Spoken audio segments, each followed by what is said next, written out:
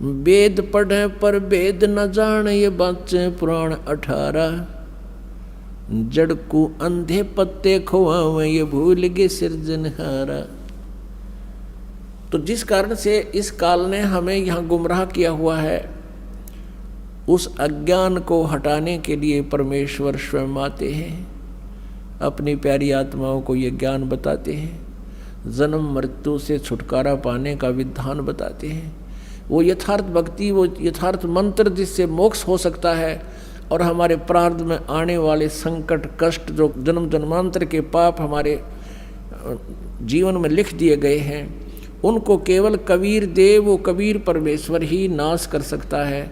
जैसे पुण्य से सुख होता है, पाप से कष्ट होता है, दुख होता है। जब तक हमारा पाप नहीं कटेगा हम सुखी नहीं हो सकते। तो उस पाप को काटने वाले केवल कबीर गॉड है, कबीर जी परमेश्वर जी ही वो है।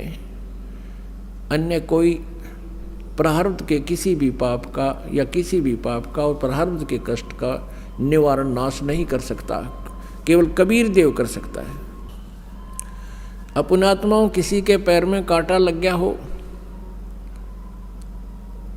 और ये अज्ञानी ऋषि महर्षि क्या कहा करते थे, जैसे कोई संकट निवारण करने के लिए ऋषि महर्षि संतों के पास जाते थे। प्रथम तो वो जंतर मंत्र बताते थे, ऐसा कर ले, ऐसा जाप कर, इतना 1000 जाप ये कर ले, 11,000 गायत्री जाप कर ले, क्या 1100 रुपये का ये भंडारा करवा दे। सब कुछ कराने के उपरांत भी कोई लाभ नहीं होता था। तो वे क्या कहते थे, वो अज्ञानी और वेद ज्ञानहीन ऋषि महर्षि गुरु ब्राह्मण, कि ये तुम्हारे प्रारब्ध का कष्ट है, तुम्हें भोगना ही पड़ेगा। उदाहरण देते थे, श्री कृष्ण जी ने श्री राम रूप में सुग्रीव के भाई को मारा था, बाली को धोखा देकर वृक्ष की ओट लेकर। वो उसके प्रारब्ध में लिखा गया था। उस प्रारब्ध के कर्म का भोग श्री कृष्ण रूप में विष्णु जी ने भोगना पड़ा। फिर हम चुप हो जाते थे, हमारे पास तर्क नहीं था, तर्क की गुंजाइश नहीं थी, लेकिन आत्मा में हार नहीं थी। हम ये सोचते थे कि नहीं, भगवान ऐसी कोई शक्ति है जो हमें लाभ अवश्य देगा, क्योंकि आत्मा परमात्मा से परिचित है कि वो परम शक्ति है। लेकिन अज्ञान ने इसके ऊपर इतने आवरण छा दिया कि ये विश्वास नहीं कर पाती, और लेकिन ये रुक भी नहीं पाती। और जिस कारण से ये कभी किता झाड़े लाने वालों के पास, किता को भूत प्रेतों के जंतर मंत्र करणियों के पास, किसी ऋषि महर्षियों के पास, या किसी मंदिर और मस्जिद गुरुद्वारों में जा जाके अपनी मन्नतें मांगते हैं, और आखिर में ज्यों के त्यों ही रह जाती हैं। क्योंकि वहाँ वो विधान, वो सिद्धांत नहीं है, वो मंत्र नहीं है जिससे प्रारब्ध का नाश हो सके। तो एक आम विधान बन गया, सभी ने ये फाइनल कर दिया कि लिखे हुए कर्म का भोग तब भोगना ही पड़ेगा। पाप नाश नहीं हो सकते, पाप कट नहीं सकते, और पाप कटे बिना सुख नहीं हो सकता। जैसे किसी के पैर में कांटा लगा हो और वो किसी से बताए कि मेरा पैर में दर्द बहुत हो रहा है, उसने पैर को धो साफ करके बता दिया कि तेरे पैर में कांटा लगा है, और वो व्यक्ति यूँ कहे, ये वो जो बताने वाला कि कांटा लगा है, और वो ये कहे कि कांटा तो निकलेगा नहीं, अब जूते पहन ले, भविष्य में कांटा नहीं लगेगा। कांटा लगे पैर में जूता पहना नहीं जा सकता, कांटा निकले पीड़ा कम हो। फिर इस डर से जूता पहनेगा वो प्राणी के, हे भगवान कहीं फिर कांटा ना लग जाए, उसकी पीड़ा बहुत होती है। तो ऐसे ही जो व्यक्ति ये कहते हैं, पहले तो जंतर मंत्र बताते हैं वो संत गुरु ऋषि महर्षि, और फिर उनसे कोई लाभ नहीं होता है तो कह देते हैं कि ये तुम्हारे प्रारब्ध का कष्ट है, ये तो तुमने भोगना ही पड़ेगा, ये तो आजीवन भोगना पड़ेगा, और भगवान की भक्ति कर ले, भविष्य में दुख नहीं होगा। पुण्यात्माओं, जिस व्यक्ति के ऊपर कोई आपत्ति आई है और उसको राहत मिले नहीं, वो सपने में भगवान ना याद करे, वो कर ही नहीं सकता।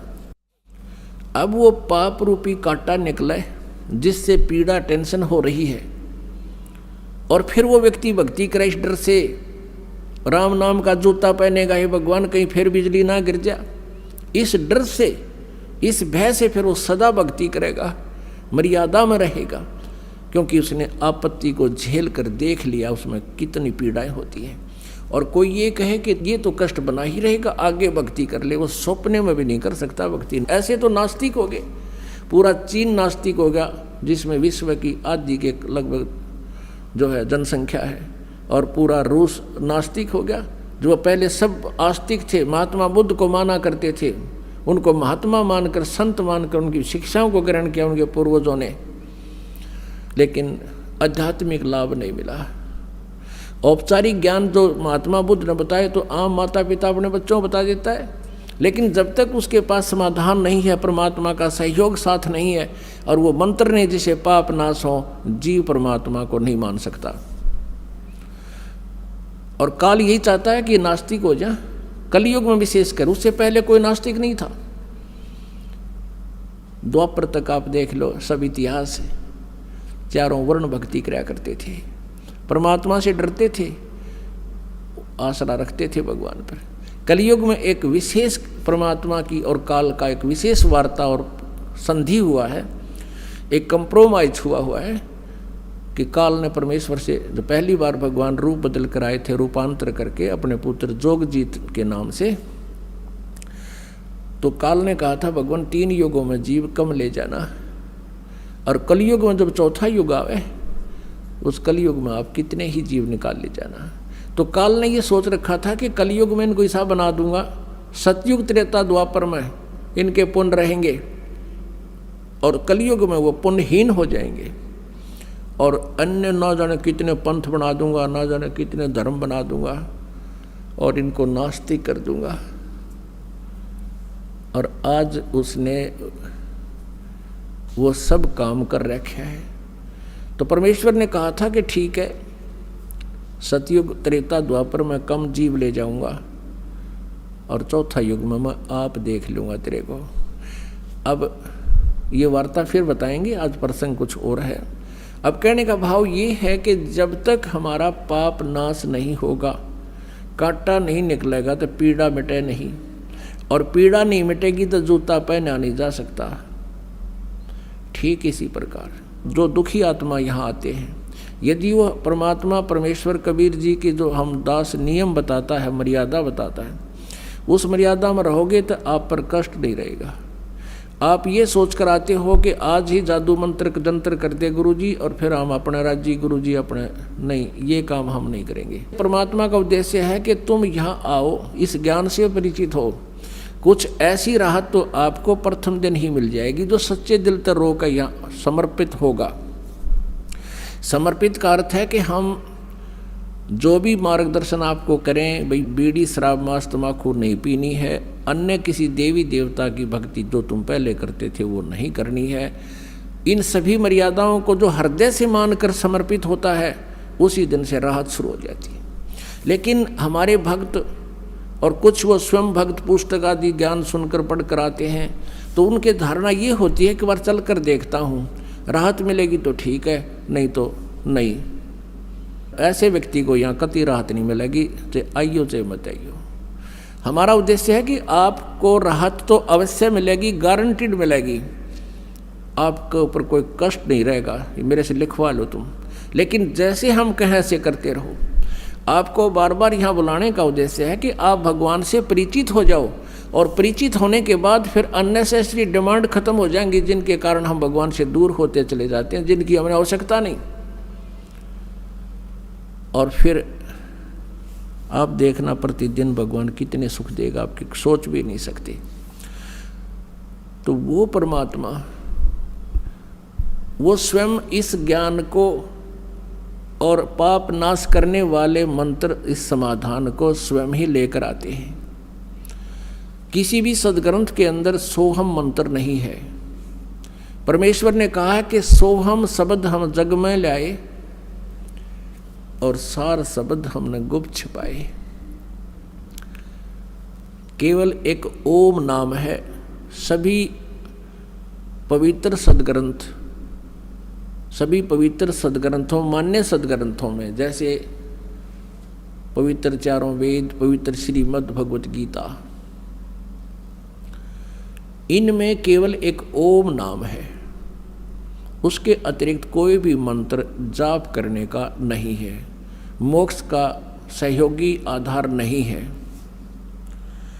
और ये हमने सैकड़ों प्रकार के मंत्र बना रखे, हरे राम राम राम हरे राम, कृष्ण कृष्ण राधे राधे श्याम राधे, ओम नमः भगवते वासुदेव नमः, ओम नमः शिवाय। ये और भी ना जाने कितने अकाल मूर्त सब सुर राम, अकाल पुरुष सतपुरुष, ज्योति निरंजन, अरंकार ओंकार, ये अपने आप सट्टे मारे रखे। ये कोई मंत्र नहीं है, इनसे कोई लाभ प्राणी को नहीं होगा। आज सुन लो और 10 साल बाद आपकी जब आँखें खुलेंगी, जब आपको पछताना पड़ेगा कि सचमुच हम गलत साधना कर रहे थे। दास का उद्देश्य किसी को भावनाओं को ठेस पहुंचाना नहीं है, लेकिन कुएं में गिर रहे हो आप, उससे बचाना मेरा उद्देश्य है कि वहाँ से तुम हटो, इस रास्ता को चेंज करो, सतभक्ति करो, फिर आँखों देखो सदग्रंथों में क्या लिखा है। तो श्रीमद् भगवद गीता अध्याय नंबर 8 के श्लोक नंबर 13 में कहा कि ओम इति एकाक्षरम ब्रह्म व्यवहारण माम अनुसमरण यह प्रयाति तदंदेहम सयाति परमाम गतिम। मेरा केवल एक ओम नाम है, मुझ ब्रह्म का, माम ब्रह्म, मुझ ब्रह्म का। ये काल बोलता है श्री कृष्ण जी में, ये ब्रह्म है, मेरा एक ओम मंत्र है, नथिंग एल्स। मेरे जाप का और कोई मंत्र नहीं है, और मोक्ष सहयोगी यही मंत्र है। और जो अंतिम श्वास तक यानी शरीर छोड़ते समय तक इसका जाप करता हुआ जाता है, वो ओम नाम से मिलने वाली जो गति है उस गति को प्राप्त करता है। लेकिन गीता ज्ञानदाता स्वयं कहता है कि मेरे वाली गति अनुत्तम है, 7वें अध्याय के 18वें श्लोक में श्रीमद् भगवत गीता में। इसलिए उसने कहा अर्जुन तू सर्वभाव से 18वें अध्याय के 62वें श्लोक में, 15वें अध्याय के 1 से लेकर 4 श्लोक में, कि तू सर्वभाव से उस परमेश्वर की शरण में जा, उसकी कृपा से तू परम शांति और सनातन परम धाम यानी सतलोक को प्राप्त होगा, जहां जाने के बाद फिर लौटकर कभी संसार में नहीं आते। तो यहां जो अपना मंत्र उसने ओम बताया कि लेकिन ये पूर्ण रूप मोक्ष मार्ग नहीं है, ये अनुत्तम गति होती है। जन्म मृत्यु जब तक जीव की है ये अनुत्तम है, उत्तम नहीं है। फिर 17वें अध्याय के 23वें श्लोक में कहा है कि ओम तत्सत इति निर्देश ब्रह्मण त्रिविध समर्था है। उस सच्चिदानंद घन ब्रह्म का ओम तत्सत ये 3 मंत्र का जाप का निर्देश है, और इसकी 3 प्रकार से सिमरन की विधि है, त्रिविधा। अपनात्माओं गीता ज्ञान दाता ने अपना ओम नाम तो डिक्लेयर कर रखा है, सार्वजनिक रखा है, और तत् और सत ये सांकेतिक है। गीता जी अध्याय नंबर 15 के श्लोक नंबर 16-17 में 3 प्रभु हैं, 3 पुरुष हैं, एक सरपुरुष एक अक्षर पुरुष। और 15वें अध्याय के 16वें श्लोक में सरपुरुष और अक्षर पुरुष। 17वें में कहा कि उत्तम पुरुष तो अन्य परमात्मा इति उदारते हैं। वो श्रेष्ठ प्रभुता इन दोनों से, सरपुरुष और अक्षर पुरुष से भी कोई और है, और वही तीनों लोगों में प्रवेश करके सबका धारण पोषण करता है, वो अविनाशी परमात्मा है। गीता जी अध्याय नंबर 8 के श्लोक नंबर 1 में अर्जुन ने पूछा कि अर्जुन किम तत्ब्रह्म। अर्जुन ने कहा कि प्रभु आपने गीता जी अध्याय नंबर 7 के श्लोक नंबर 29 में जो बताया है कि उस तत्ब्रह्म को जो जानता है और सारे अध्यात्म ज्ञान से परिचित है और जो सभी कर्मों से परिचित है, जैसा मैंने ज्ञान बताया है 4थे अध्याय के 34वें श्लोक में कि तत्वदर्शी संतों से वो तत्व ज्ञान प्राप्त करो, जिसके विषय में 4थे अध्याय के 32वें श्लोक में कहा है कि ब्रह्मण्य मुखे यानी सच्चिदानंद घन ब्रह्म की वाणी में बहुत विस्तार के साथ अनुष्ठानों की जानकारी दे रखी है। उस ज्ञान को तू तत्वदर्शी संतों के पास जाकर समझ।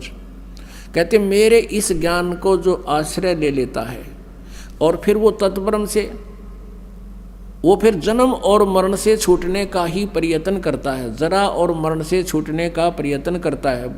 वृद्धावस्था और मृत्यु इस जीव के ऊपर सबसे बड़ा दुख है। वृद्धावस्था, बुढ़ापा और फिर मौत, ये दोनों नागवारा हैं और ये दोनों आवश्यक है होगी यहाँ पर।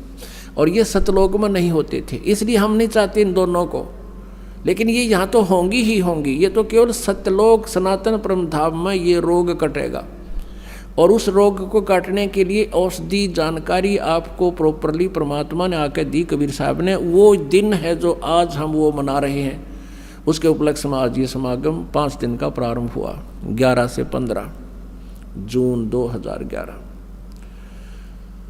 तो वो परमात्मा ने स्वयं आकर बताई। तो यहाँ गीता ज्ञान दाता ने जो बताया कि उस तत्ब्रह्म को जो जानता है उसको फिर वो तत्वदर्शी संत से सारे अध्यात्म ज्ञान से परिचित हो जाता है। फिर वो केवल जरा और मरण से ही छुटकारा पाने का प्रयत्न करता, नथिंग एल्स। यहाँ की कोई डिमांड नहीं करता। तो 8वें अध्याय के प्रथम मंत्र में अर्जुन ने पूछा फिर किम तत्ब्रह्म, वो आपसे अलग कोई और परमात्मा, ब्रह्म माने प्रभु, लेकिन यहाँ ये ब्रह्म ही प्रभुमान पकड़ा है इसलिए इसको ब्रह्म कहने लगे। इसलिए परब्रह्म और परम अक्षर ब्रह्म कहना शुरू किया इसको। तो इसको सरब्रह्म कहा जाता है, सरब्रह्म सरपुरुष। और नेक्स्ट जो प्रभु है इससे बड़ा स्वामी है परब्रह्म, जिसको अक्षर पुरुष का है 15वें अध्याय के 16वें श्लोक में सरपुरुष और अक्षर पुरुष 2 बताए। तो ये गीता ज्ञान दाता कहता है वो परम अक्षर ब्रह्म है। वो 15वें अध्याय के 17वें श्लोक में कहा कि उत्तम पुरुष है तू अन्य, वो श्रेष्ठ परमात्मा तो कोई और है, और वही तीनों लोकों में सबका धारण पोषण करता है, सबका मालिक है, सबके दुख का निवारण वही करता है, सबको लाभ वही देता है। गीता जी के 15वें अध्याय में उल्टे लटके हुए संसार रूपी वृक्ष का विवरण है 1 से लेकर 4 तक। फिर उसी को आगे डिटेल दिया है कोड वर्डों में। जैसे जड़ पूर्ण परमात्मा है इस संसार रूपी वृक्ष की, वो सतलोक में रहता है सनातन परमधाम से, और उससे बाद में जो तना है ये अक्षर पुरुष समझो, और सरपुरुष ये डार है।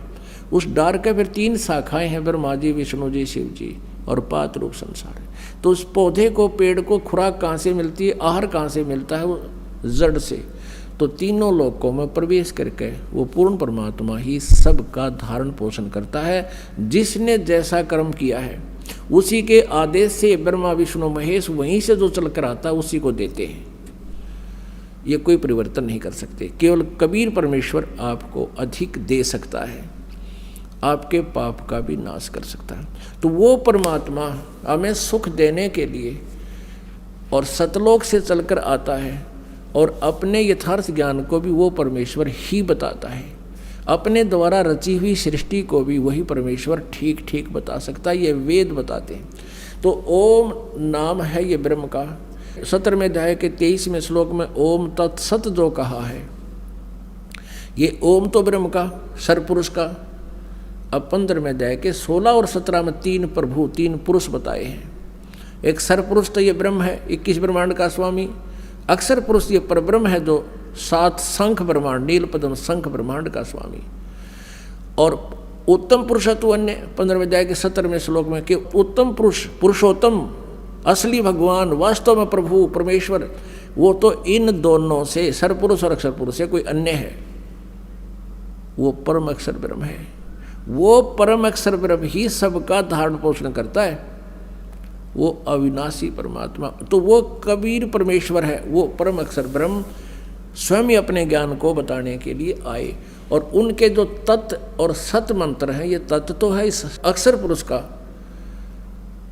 तत् ये सांकेतिक है, ये दास बताएगा। और सत जो है ये भी सांकेतिक है, ये परम अक्षर ब्रह्म का, यानी जो उत्तम पुरुषत्व अन्य है उस परमात्मा का कोड वर्डों में ये मंत्र है। और वो सांकेतिक शब्द इस दास के पास है। इस काल के 21 ब्रह्मांडों में इस दास के अतिरिक्त वर्तमान में कोई भी ना तो सत्य ज्ञान रखता है और ना ही उनके पास कोई सत्य साधना है, मोक्ष मार्ग नहीं है।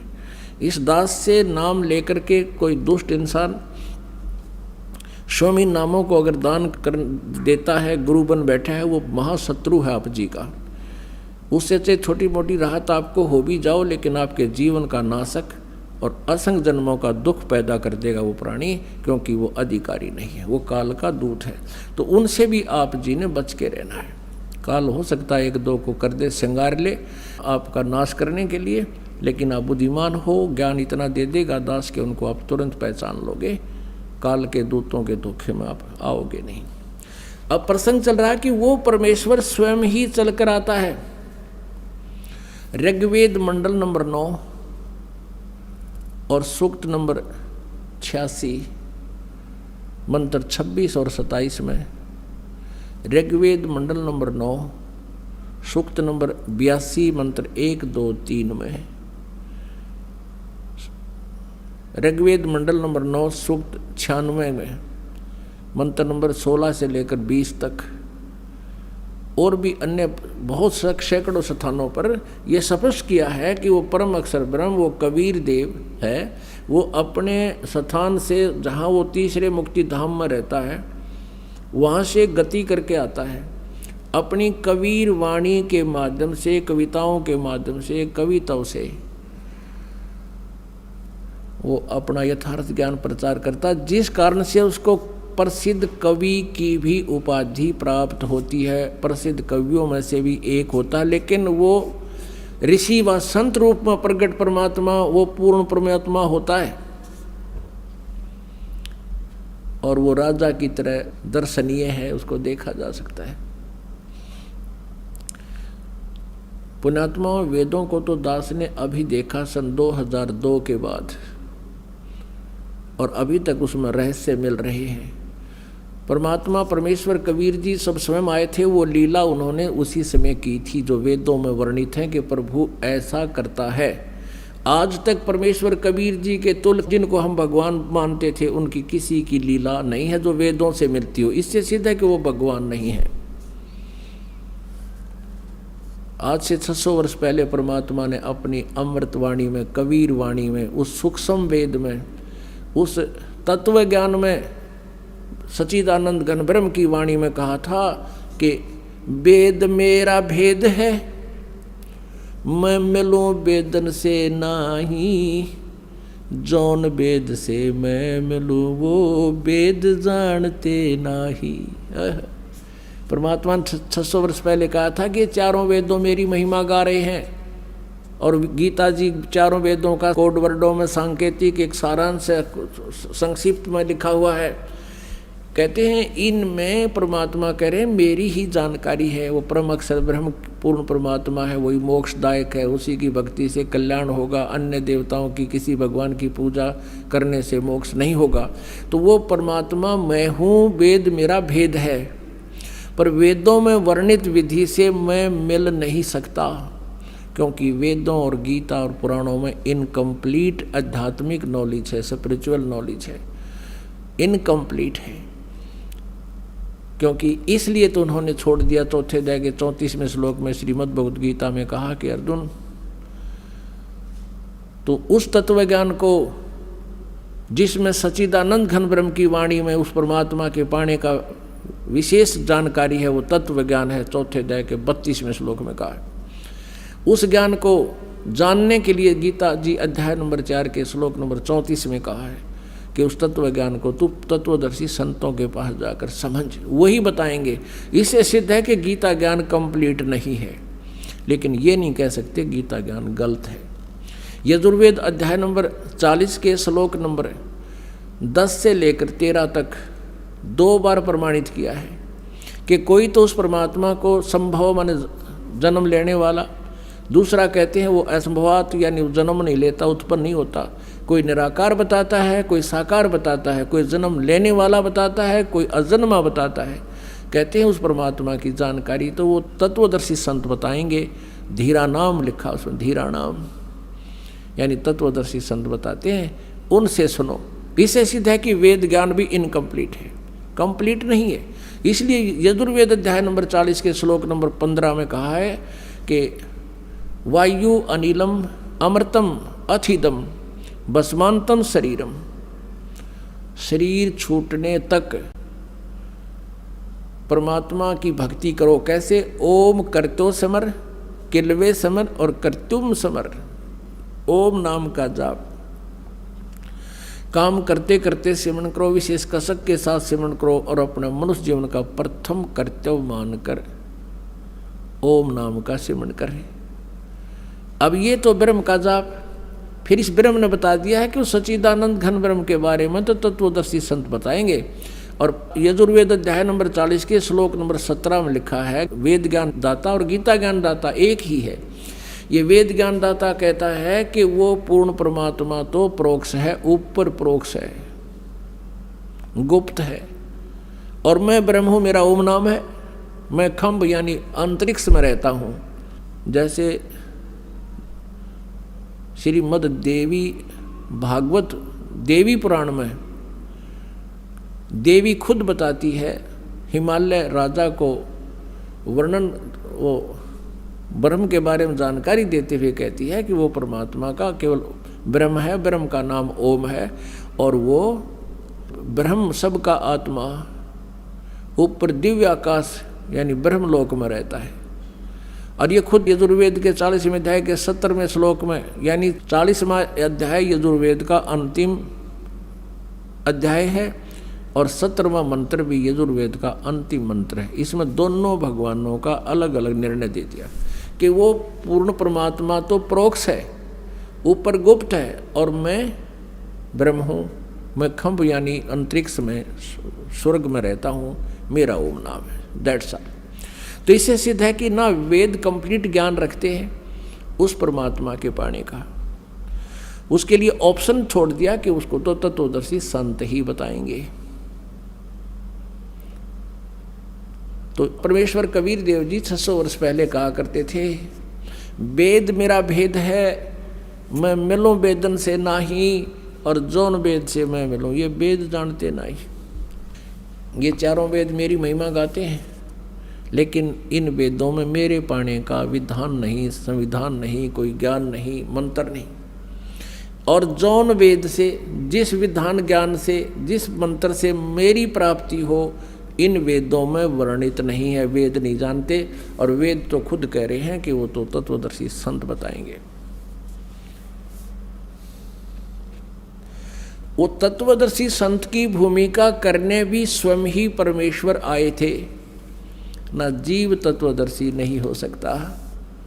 अध्यात्म ज्ञान से जीव परिचित नहीं हो सकता भगवान की रची सृष्टि को, और जीव उससे उत्पन्न प्राणी कैसे बता देगा। ये ब्रह्म भी, ब्रह्मा विष्णु महेश भी, और दुर्गा भी, ये सभी देवता भी, और यो काल भी, ब्रह्म भी और परब्रह्म भी, ये सब उस परमात्मा से उत्पन्न है।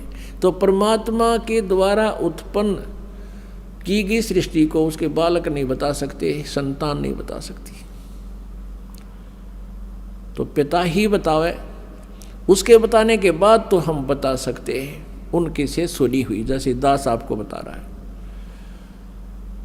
तो ऐसे उस परमेश्वर ने 600 वर्ष पहले इस कलयुग में, वैसे तो परमात्मा चारों युगों में आए हैं, चारों युगों में ऐसे ही आते हैं। ये खुद बताते हैं कि सतयुग में सत सुकृत कै टेरा, त्रेता नाम मुनिंदर मेरा, द्वापर में करुणा में कहाया, और कलयुग नाम कबीर धराया। परमात्मा के हैं चारों युगों में आए हम, और फिर कलयुग में जब आए परमात्मा, जब उन्होंने ये लीला की, ऐसी ही लीला प्रतिबार करते हैं। नवजात शिशु का रूप धारण करके वो कमल के फूल पर कहीं स्वच्छ स्थल पर प्रकट होते हैं, वहाँ से कोई दंपत्ति जो निसंतान होते हैं वो उठा ले जाते हैं, और फिर परमात्मा कोई अन्न आहार नहीं करते हैं बालक रूप में। फिर उनके परवरिश, उनके बाल्यपन की आहार यानी परवरिश की लीला कुंवारी गायों से होती है। ऋग्वेद मंडल नंबर 9 सूक्त नंबर 1 मंत्र नंबर 9 में स्पष्ट लिखा हुआ है कि वह शिशु रूप में प्रकट परमात्मा के परवरिश की लीला कुंवारी गायों से होती है। और 600 वर्ष पहले परमात्मा कबीर जी ने वह लीला की थी कि जब वो आए थे, वो 25 दिन के हो गए थे, उन्होंने कोई दुग्ध आहार नहीं किया था। तब अभी बताते हैं ये कहानी, आगे बताएंगे आपको। पहले तो प्रसंग चल रहा था कि नीरू और नीमा परमात्मा को ले आए। और कोई कह रहा है ये ब्रह्मा है, कोई कहे विष्णु जी का अवतार है, कोई कहे शिव जी का अवतार है, ये तो कोई कहे में तो देवता नजर आता है। देवता कहते हैं ये तो कोई और परम शक्ति है, आकाश से वो डिस्कस कर रही है। अब उसके विषय में गरीबदास साहिब जी ने जो परमात्मा की लीला को परमेश्वर कबीर जी द्वारा प्राप्त दिव्य दृष्टि से असंख्यों वर्ष पहले का भी ज्ञान दिया, संख्यों वर्ष पहले का, युगों पहले का भी, और हमारी उत्पत्ति जन्म का भी ज्ञान दिया। तो परमेश्वर के प्रकट होने का भी 600 वर्ष पहले जो कैसे आए थे, फिर क्या लीला हुई थी, क्या बताते हैं। जल थल पृथ्वी गगन में बाहर भीतर एक, पूर्ण ब्रह्म कबीरे हैं अवगत पुरुष अलेख। सेवक हो के उतरे इस पृथ्वी के माही, जीव उदाहरण जगत गुरु बार बार बलि जाही। जीव उदाहरण जगत गुरु बार बार बलि जाऊं मैं। गरीबदास जी कहते हैं उस परमात्मा के ऊपर बलिहारी हूँ, न्यौछावर हो जाऊं मैं जिस निशान मोल ज्ञान, और एक दास बनकर, एक जुल्हा बनकर, एक गरीब इंसान बनकर अपने एक सभ्य नागरिक की तरह हर तरह की जो क्वालिटी एक भक्त या अच्छे नागरिक में होनी चाहिए, और एक अच्छे भक्त में हो, दास में हो, गुरु का दास जो बने, शिष्य बने, और एक पूर्ण संत में जो क्वालिटी होती है, जो गुण होते हैं, उन सभी को परमात्मा ने स्वयं ही पूर्ति करके दिखाया कि यदि तुमने भगवान चाहिए तो जैसे मालिक ने एक उदाहरण पेश किया, एक सैंपल पेश किया, एक गरीब के घर जन्म दिखाया, जन्म नहीं हुआ उनका, एक बिल्कुल निहायत गरीब जुल्हे के, जैसे वो नीरू नीमा जुल्हे क्यों कहवाए, जुल्हे क्यों कहलाए, उनके पास पहले तो जो पूजा का पैसा आता था उससे वो अपना निर्वाह करते थे, और फिर वो पूजा का पैसा आना बंद हो गया क्योंकि हिंदू रहे नहीं, शिव कथा वो कर नहीं पा रहे थे, तो उन्होंने जुल्हे का काम शुरू कर दिया, क्योंकि सस्ते में शुरू हो जाता, 4 लठ गाडे और धागा पूरा और काम शुरू हो गया, वो खड्डी बना लिया करते थे। तो जिस कारण से कई वर्ष काम करते करते हो गए वो जुल्हा पक गए, नाम को जुल्हा कहलाने लगे। और फिर परमात्मा भी अपने लीला करते थे, माता पिता तो वो नहीं थे, वो तो वैसे मुँह को मिले थे, फिर भी अपने माता पिता के व्यवसाय में एक नेक संतान ने खूब मदद करनी चाहिए। ये पढ़ाई वाली बीमारी तो ईव लागी कि पढ़ाई का उद्देश्य मनी मेक हो गया हमारा, और पहले ये नहीं थी, पहले संतान का उद्देश्य अपने माता पिता पूर्वज के उस व्यवसाय में ही सहयोग देना होता था, और फिर इसको आगे चल के आप करते रहते थे। और वो ऐसे हम 4 युग बिताए, और तब भी हमारा बढ़िया गुजारा होता था। लेकिन अब ये शिक्षा मालिक ने दिलवानी थी हमारे को, और इस शिक्षा ने हमारे ऊपर बिजली गिर दी, हम बेईमान बना दिए, और हर तरह से पता नहीं कि ये बना लूँ वो बना लूँ, और जो काम करना है उसको भूल गए। तो इसलिए हम 4 अक्षर किसी लैंग्वेज के समझ कर नो सोचा पता नहीं क्या बन गया, अंग्रेजी सीख लिया तो अंग्रेजी में बोल लेगा, नो टी पाक जाएगा। अरे भाषा है चाहे सिंपल बोल ले, आम आदमी बतला ले, इस तरह बात कर ले, और चाहे अंग्रेजी में बोल ले, अपना विचारों को दूसरे तक पहुंचाना। फिर हम बड़े प्रभावित होते हैं, बड़ा विद्वान है। पहले संस्कृत बोलने वाले से हम प्रभावित होते थे, ये गच्छामी गच्छामी कर देते, उसके मुंह का नहीं देखे जाते, कुछ समझ में आती नहीं, अन्यों कहते वाह भाई वाह बड़ा विद्वान है। ऐसे वर्तमान में 2-4 संस्कृत के सेंटेंस बोल देता है, नो तो कति एजुकेटेड पर्सन है, कोई बात हुई है। वही भाषा है, हम अपनी सिंपल लैंग्वेज में लोकल लैंग्वेज बात करा, वही वो लैंग्वेज है। जिसने अध्यात्म ज्ञान नहीं और भगवान का डर नहीं, वो एकान्य का आदमी नहीं, चाहे सारी लैंग्वेज जानता हो। तो कहने का भाव ये है कि परमात्मा ने वो एक अच्छे संतान वाली भी लीला करके दिखाई, और एक परम संत की भूमिका निभाई, पूरा अध्यात्म ज्ञान को अपना अमृतवाणी में खोल खोल कर बता दिया। 600 वर्ष पहले भगवान बताया करते, आज हमारे सदग्रंथ उसकी गवाही दे रहे हैं कि ठीक यही ऐसा ही लिखा। तो इससे भी परमात्मा के पहचानने में हमें बहुत सहयोग मिलेगा कि कबीर इज गॉड। जिन वेदों को, पुराणों को, गीता जी को हमारे गुरु ब्राह्मण नहीं जान सके, ऋषि महर्षि नहीं समझ सके, और जिसको हम अनएजुकेटेड कहा करते थे, ये अज्ञानी लोग, ऋषि नकली महर्षि कहा करते हो, तो मूर्ख था, अज्ञानी था, अक्षर ज्ञान नहीं था, इसलिए उठपटांग भाषा बोला करता था, वेदों की निंदा करता था, देवताओं के बारे में गलत बोलता था। आज सारा का सारा जो मालिक ने बोला वही हमारे इन सदग्रंथों में लिखा हुआ विद्यमान है, जिनको हम शिरोधार्य मानते थे। गरीब सेवक हो के उतरे इस पृथ्वी के माही, जीव उदाहरण जगत गुरु बार बार बलि जाही। जीव उदाहरण जगत गुरु यानी पूरे विश्व को ज्ञान देने वाले परमात्मा कहते, हम बैरागी ब्रह्म पद सन्यासी महादेवे, सो हम मंत्र दिया शिव जी को, वो करे हमारी सेवे। कहते हैं हम बैरागी ब्रह्म पदे, हम ही एक संत बनकर और शंकर जी को मिले थे, और इनको हमने मंत्र दे रखा है, तो ये हमारी सेवा माने पूजा करता है। अब जैसे हम देखा ना, भगवान शिव जी किसकी पूजा करता है, हम प्रश्न करा करते नकलियाँ तय न करते, भगवान विष्णु की पूजा करता है। और भगवान विष्णु किसकी, बोला शिव जी की। ठीक, हमें कुछ ज्ञान था ही नहीं, हम उनके इन सट्टा में सेट हो जाते थे। अच्छा कहाँ, बस ठीक है। ये तो एक अपनी एक समांतर शक्ति वाले तीन देवता हैं, इनके विभागों का अंतर है, शक्ति में कोई अंतर नहीं है, लेकिन एक विभाग में ही कुछ ऐसे होते हैं जिससे हम ही मान लेते हैं कि यो अच्छा है, यो ऐसा है। जैसे एक होम मिनिस्टर है और एक सैर सपट्टा मंत्री यानी पर्यटक मंत्री, तो शक्ति में अंतर नहीं है, उसके विभाग में लाभ में अंतर है, इतना फर्क है। और पावर एक जैसी है, एक जैसी डेजिग्नेशन है, एक जैसे एमएलए से वो बने हुए होते हैं। तो ऐसे ही ये तीन भगवान हैं, रजगुण विभाग के ब्रह्मा जी मंत्री, सतगुण विभाग के विष्णु जी मंत्री, और तमोगुण विभाग के शिव जी मंत्री। और इनके पिता जो ब्रह्म है, ये इनके फादर हैं। ये 21 ब्रह्मांड में यानी प्रत्येक ब्रह्मांड में as a chief minister role करता है, ये समझ लो। और प्रधानमंत्री फिर सब चीफ मिनिस्टरों से सुप्रीम होता है, ऐसा जानने के लिए फॉर एग्जाम्पल है। तो ये 21 ब्रह्मांड का जो मालिक है ये ब्रह्म है, और इसमें 3 एक विभागीय मंत्री अपने पुत्रों को बनाता है। दुर्गा ब्रह्मा विष्णु महेश जी की माता है।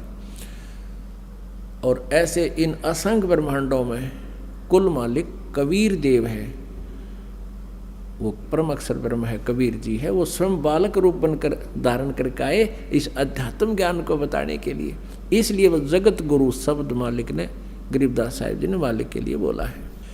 काशीपुरी कष्ट किया उतरे अधर अधारे, मोमिन को मुजरा हुआ जंगल में दीदार। काशीपुरी कष्ट किया यानी काशी के लिए प्रस्थान किया, उतरे अधर आधार यानी ऊपर से एज इट इज किसी माँ के जन्म ने लिया, वहाँ से ऊपर से उतरे, वहाँ से चलकर आए। जैसे ऋग्वेद मंडल नंबर 9 सूक्त नंबर 86 मंत्र नंबर 26-27 में 2 मंत्र बहुत अजब समझनिया होता कोई कि वो परमात्मा ध्युलोक के तीसरे पृष्ठ पर तीसरे भाग में विराजमान है ऊपर, वहाँ से गति करके आता है। वो कबीर देव है और विद्युत जैसी गति से जल्द सी गति से वो आता है, जैसे बिजली आया कर 1 सेकंड में, और अपनी अच्छी आत्मा को प्राप्त होता है। वो अपने रूप को सरल करके, क्योंकि वहाँ परमात्मा का जो सतलोक में शरीर है मनुष्य जैसा, वहाँ भी भगवान उसके एक रोमकूप में करोड़ सूर्य मिला दे, करोड़ चंद्रमा, उनकी रोशनी भी उस मालिक के एक रोमकूप के नूर के सामने फीकी है, हल्की पड़े है, इतना तेजों में है। वो एज इट इज वहाँ या आ जा तो हमारे तो उल्लू की तरह आँखें बंद हो जाए, हम देख नहीं सकते चरम दृष्टि से। तो वो अपने रूप को सरल करता हुआ हल्के तेज पुंज का बना के, और वहाँ से अपने भक्तों के विघ्नों को मर्दन करता हुआ वो अच्छी आत्मा को मिलता है। किस लिए मिलता है? और वो कैसा है? ऋग्वेद मंडल नंबर 9 सूक्त नंबर 82 मंत्र नंबर 1, 2, 3 में, ऋग्वेद मंडल नंबर 9 सूक्त नंबर 20 मंत्र नंबर 1 में है। और भी सैकड़ों स्थान पर ऋग्वेद मंडल नंबर 9 सूक्त नंबर 96 मंत्र नंबर 16 से 20 तक कति स्पष्ट किया है कि वो आम व्यक्ति की तरह जैसे कपड़े पहन लेता आदमी, ऐसे अन्य शरीर ऐसे वो धारण करके अपने शरीर के ऊपर एज इट इज और हल्का तेज पुंज का शरीर बनाकर यहाँ आता है। ऐसे गरीबदास जी कहते हैं, तेज पुंज अन्य दे धर कर इस विध हमको भेंट ही। वो कबीर परमेश्वर काशीपुरी कष्ट किया वो उतरे अधर अधारे। अधर अधार माने ऊपर, तो अधर माने ऊपर से, आधार न्यो के न्यो आए चल के। और मोमन को मुजरा हुआ हा जंगल में दीदार। मोमिन कहते मुसलमान को। अब कबीर परमेश्वर की छवि को कैसे वर्णित कर रहे हैं आदरणीय गरीबदास साहिब जी। कोट किरण शशि भान सुध आसन अदर विमाने परसत पूर्ण ब्रह्म को शीतल पिंड अरु प्राण। जब नीमा ने मालिक को गोद में ले लिया, सीने से लगाया, उसका मुंह चूमिया जैसे बच्चे से प्यार करती है माँ, तो कहते हैं परसत पूर्ण ब्रह्म को, उस पूर्ण परमात्मा को टच करते ही, परसत माने टच करते ही, छूते ही, और शीतल पिंड और प्राण जैसे बर्फ ने हाथ पर रख दे वो अपना प्रभाव दिखाती है। ऐसे ही कहते हैं भगवान को जब जो ही टच किया, सीने से लगाया छोटे बालक रूप में माई ने, कहते ऐसा एकदम सौर्य शरीर में शरण शरण सा होया, ऐसा अफेक्ट हुआ उसके। गोद लिया मुख चूम कर एम रूप झलकनते जगर मगर काया करे जैसे दमके पद्म अनंत। नीमा ने गोद लिया, मुख चूम के प्यार किया अपने बच्चे के तुल्य, और कहते हैं हेम रूप झलकंत। हेम माने हिम, परमात्मा का रूप। स्नो वाइट, यानी को कपड़ा खरीदने जाते हैं ना बाजार में, सफ़ेद कपड़े न्यू का आग्रह भाई कति सफ़ेद दे दे, स्नो वाइट यानी बर्फ जैसी सफ़ेदी वाला। तो यहाँ कहते हैं गरीबदास जी चित्रण कर रहे हैं, गोद लिया मुख चूम कर हिम रूप झलकनते, स्नो वाइट बर्फ जैसा सफ़ेद नूर मालिक का, और जगर मगर काया करे जैसे दमके पद्म अनंत। इतना सुंदर शरीर उस बालक का, जैसे शरीर से नूर निकल रहा हो, महसूस हो रहा है, इतना प्यारा लग रहे हैं, इतना जैसे उसमें पद्म झलक रहे हो। काशी उमटी गुल भया मोमिन का घर घेरे, कोई कहे ब्रह्मा विष्णु है, कोई कहे इंद्र कुबेर। मालिक की लीला कही थी प्रभु ने कि तुम ले चलो, कोई तुम्हें कुछ नहीं कहेगा। ऐसा ही हुआ। अब वो कहें कमल के फूल पर मिला, ऐसे मिला, तो नो ऑब्जेक्शन। वो और बात बतलाने लायक गे, नो कहें वो देख कितना सुंदर बालक है, ऐसा कोई बालक का हमने नूर नहीं देखा। फिर नो कहें कोई कहे काशी उमटी गुल भया, यानी सब उमड़ का आगे वहाँ सारे शोर माच गए, सब सुंदर बालक जो देखा ना सुना। उस मोमिन का घर घेरे, मोमिन मुसलमान का घर घेर लिया। कोई कहे ब्रह्मा विष्णु है, कोई कहे इंद्र कुबेर, कोई कहे वरुण धर्मराय है, कोई कहते है ईश। 16 कला सुभान गति ही, कोई कहे जगदीश। अपनी अपनी अटकलताएं हैं। जैसे कोई बालक बेटा या बेटी लड़का उत्पन्न हो जाता है तो कदे तो चाची ठावेगी, न्यू कहे तो इसके ताऊ पर दिखे है, कदे फिर बुआ आवेगी, न्यू कहे तो मेरे बाबू पर दिखे है, कोई कहेगी यो किसी पर दिखे, यानी किसकी उनिहार किससे स्वरूप मिल रहा है। तो ऐसे ये अपनी अपनी अटकल लगा रहे हैं। चाचे ताऊआ के उनिहार नहीं बता रहे, वो इतना अजीब और गरीब, इतना दिव्य रूप था प्रभु का, उनकी सीधी सुरती देवताओं के शरीर की तरफ जा रही है। काशी उमटी गुल भया मोमिन का घर घेर। कोई कहे ब्रह्मा विष्णु है, कोई कहे इंद्र कुबेर, कोई कहे वरुण धर्मराय है, कोई कहते है ईश। 16 कला सुभान गति ही, कोई कहे जगदीश। भक्ति मुक्ति ले उतरे, ओए होए, भक्ति मुक्ति लेकर अवतरे, मेटन तीनों ताप। मोमन का डेरा लिया, वहाँ कहे कबीरा बाप। हे भगवान, कितने दयालु दाता अपने बच्चों के लिए कितना कष्ट उठाते हैं। हम कितने भोले और अनजान बना दिए, अज्ञानी बना दिए इस काल ने, हम अपने पिता को पहचान नहीं पा रहे। और कबीर परमेश्वर जी कहते हैं, मैं रोवत हूँ सृष्टि को, ये मेरे बच्चे हैं, इनको रोता फिरता हूँ, तुम मेरे बच्चे हो, कितने कष्ट उठा रहे हो। किसी का बालक बिगड़ जा, बेटा बेटी गलत रास्ते पर चल जा, माता पिता उसके लिए भटकते रहते हैं कि उनको मालूम होता है कि आगे भविष्य में इनकी बिरानमटी होएगी, कितना दुखी है ये, लेकिन वो उस समय नहीं समझ पाते, माँ बाप की बात को स्वीकार नहीं करते। अब काल ने हमारे लिए ऐसा कर दिया कि हम अपने पिता को पहचानने योग्य नहीं छोड़े, परमात्मा की परिभाषा को चेंज करा दिया।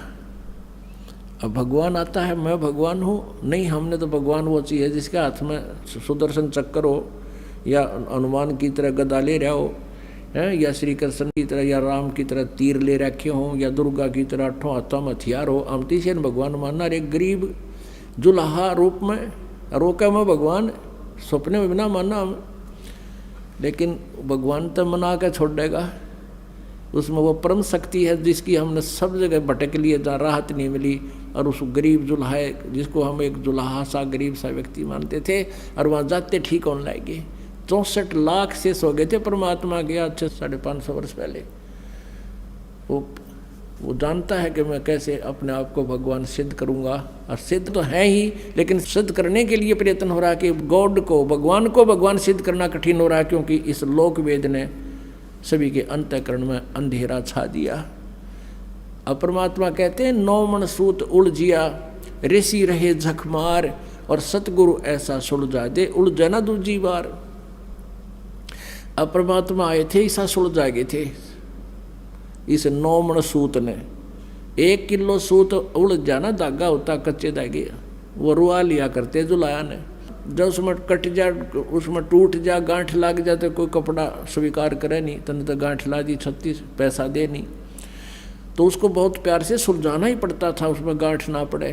तो ऐसे ही परमात्मा कहते हैं कि ये 9 मन सूत उलझवा दिया, काल के दूता ने उलझा दिया, अध्यात्म ज्ञान को बिगाड़ दिया।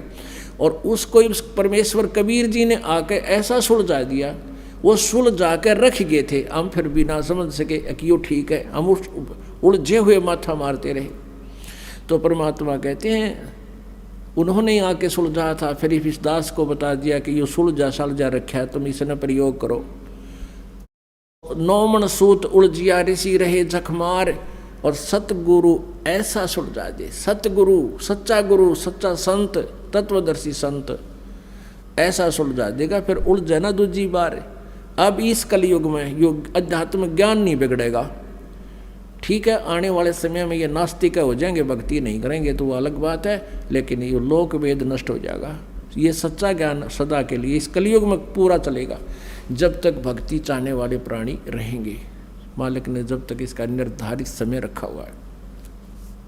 भक्ति मुक्ति ले उतरे, ये मेटन तीनों ताप। है अब कबीर परमात्मा कहा करते, तुम कौन राम का जपते जापम, अर्थात मिटे ना तीनों तापम। तुम श्री राम श्री कृष्ण की भक्ति करते हो, उनको 3 ताप के अंतर्गत श्राप लगा हुआ था। श्री विष्णु जी को श्राप दिया था, 3 ताप के अंतर्गत आता ये श्राप भी। नारद जी ने वो श्री राम रूप में वो श्राप भोगना पड़ा। फिर उसने गलत कर्म किया था, जैसे धोखा दिया था श्री राम जी ने, सुग्रीव के भाई वाली को मारा था ओट लेकर वृक्ष की, वो भोग भोगना पड़ा श्री कृष्ण जी रूप में श्री विष्णु जी ने। तो कहते हैं, तुम कौन राम का जपते जापम, अर्थात कटे ना थरे तीनों तापम। अब यहाँ पे गरीबदास साहब कह रहे हैं वो तीनों ताप मेटन खातिर स्वयं परमात्मा आए, वो औषधि बना कर रख गए कबीर वाणी में। और ये कबीरपंथी भी नहीं समझ सके, क्योंकि जब तक उस मालिक की रजा ना हो, क्योंकि वेद और ग्रंथ गीता जी ये हमें अभी तक इसलिए एक बहुत पहाड़ नज़र आते थे कि ये संस्कृत भाषा में लिपिबद्ध थे। अब पर इन्होंने कुछ थोड़ा बहुत अटकल उटकल ला के कुछ हिंदी भी कर दी, जो थोड़ी बहुत ठीक, कोई गलत भी किया। गलत नहीं, हम ठीक कर लेंगे, क्योंकि हमारे को वो ज्ञान है जो सूक्ष्म वेद में सही है। उस सूक्ष्म वेद से जो थोड़ा बहुत फेरबदल इन्होंने कर दिया तो हम तुलना करके उसको ठीक कर लेंगे।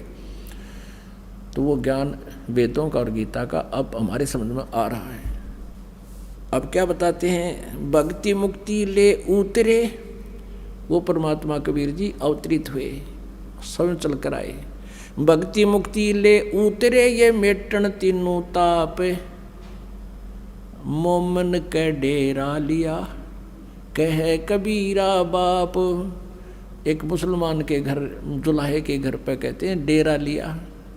एक जुलाहे के घर पे आके मालिक ने अपना स्थान बनाया, और उस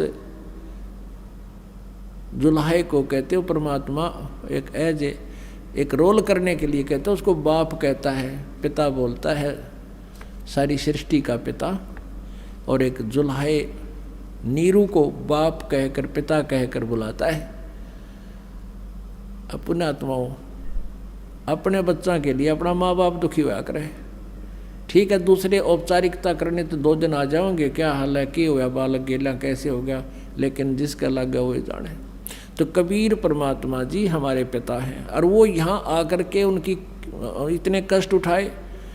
अभी 5 दिन के अंदर आपको परमात्मा की लीलाएं सुनाएंगे, कैसे कैसे जुल्म किए इन अज्ञानी अनाड़ी ब्राह्मण गुरुओं ने, ऋषियों ने, और काजी और मुल्लाओं ने कैसे जुल्म करवाए उसके उनके ऊपर। फिर परमात्मा थे, उनका वो बिगाड़ कुछ नहीं सके। फिर इतना कष्ट वो किस लिए सहन कर रहे हैं, उनका क्या उद्देश्य आने का, क्योंकि हम उनके बालक हैं, हम उनके बच्चे हैं। चींटी से लेकर हाथी तक, एक गरीब से लेकर अमीर तक, रंग से लेकर राजा तक, हम सभी उसी के बच्चे हैं। और वो अपने बच्चों को यहाँ से निकालने आता है कि तुम मेरे साथ चलो, वहाँ सुखी हो जाओगे। जब तक तुम सुखी नहीं होगे तो मैं चैन से नहीं रह सकता। तो ऐसे ही ये काल जो है कि विलियन का रोल कर रहा है। ये परमात्मा ने वहाँ से निकाल दिया था, ये उसका प्रतिशोध ले रहा है कि इसके बच्चों को इतना काल कर दूं कि वो भगवान चैन से ना रह सके। आज हमारे को गधा बना रखा है, कोई गधी बना रखी है, किसी ने सूर बना रखा है, गोबर खुआवे, टांग कट गई, आँख फूट गई, कितने बाहर घूम रहे हैं, ऊपर से ओले गिर जाते हैं, फोड़ देते हैं सिर ने, कोई प्रोटेक्शन नहीं, कोई रहम नहीं यहाँ पर।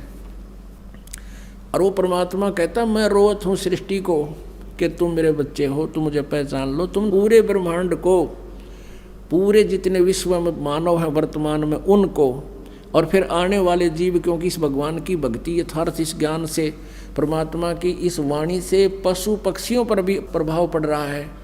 जैसे सुखदेव नाम का जो ऋषि था, वो पहले गंदे अंडे में उसकी आत्मा थी, अंडा भी गंदा हो गया था, और भगवान शिव ने पार्वती जी को ये पूर्ण परमात्मा की कथा सुनाई थी। नाम तो उसने जो दिए अपने हिसाब के दिए, उस क्योंकि वो भी सिद्धि युक्त संत थे, अधिकारी के मुख से उच्चारित जो परमात्मा की महिमा अधिक अफेक्ट करती है। वो गंदे अंडा भी स्वस्थ हो गया, वो आत्मा तोता के रूप में प्रकट भी हो गया, और फिर उसमें कुछ शक्ति आ गई भक्ति से, उस अध्यात्म यानी ज्ञान यज्ञ से उसमें इतनी शक्ति आ गई कि उसको मनुष्य जीवन मिल गया और सुखदेव रूप में जन्म हुआ।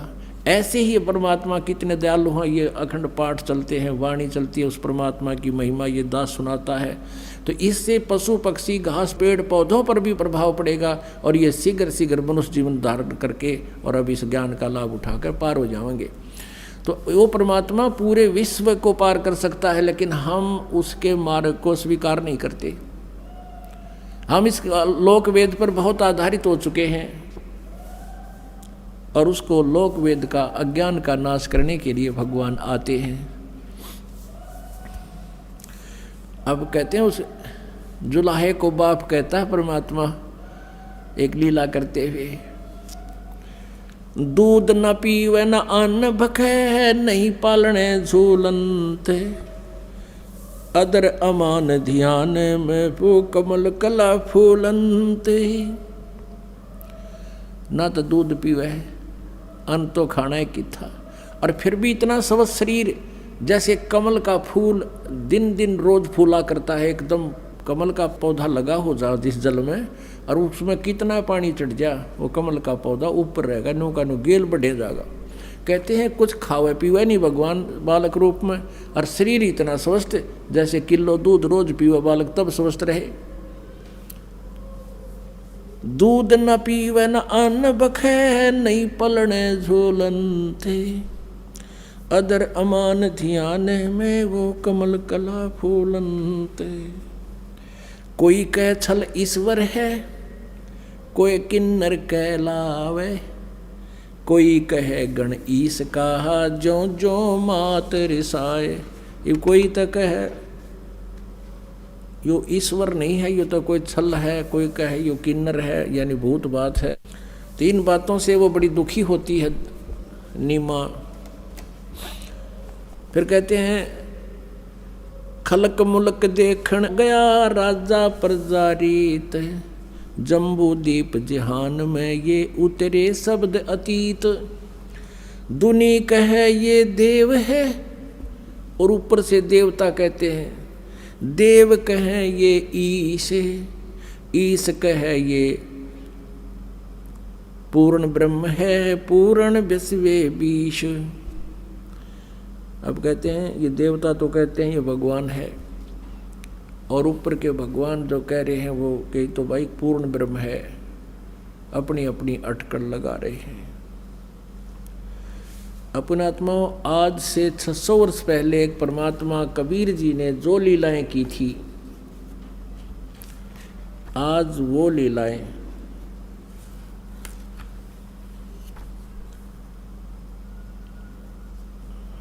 उन्हीं के सदग्रंथ में उपलब्ध हैं। पहले वो दिखाते थोड़ी सी।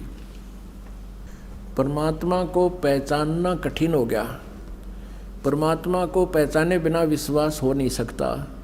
अब जैसे एक छोटा सा होता है हीरा या लाल, एक छोटा सा पत्थर लगता है और उसको कोई कहे ये 9 करोड़ रुपए का है, तो विश्वास न हो जिसको पहचान नहीं है, और जिसको पहचान है वो तुरंत कहेगा बिल्कुल भाई 9 लाख रुपए का है। तो उस लाल की पहचान करवाना दास चाहता है कि हमने वो छोटा सा एक कंचा दिखाई देता है, यानी हमने एक जुल्हा दिखाई देते हैं, वो परमात्मा एक कवि नाम से प्रसिद्ध, उनको करके फाइनल कर दिया, बंद कर दी उनकी फाइल को। अब वो केवल कवि या जुल्हा कबीर नहीं थे, वो पूर्ण परमात्मा है। अब उस भगवान को लाल सिद्ध करने के लिए उसके लक्षण बताए जाते हैं, फिर विश्वास हो जाता है। फिर तो विश्वास हो गया कि ये लाल है तो सब छीनने का लगा लेंगे, पीछे कोई नहीं रहेगा। अब देखिएगा, ये है कबीर सागर, संपूर्ण 11 भाग, खेमराज श्री कृष्ण दास प्रकाशन बंबई से प्रकाशित है। ये है कबीर सागर प्रथम खंड, भारत पथिक, स्वामी युगलानंद बिहारी द्वारा पुरस्कृत।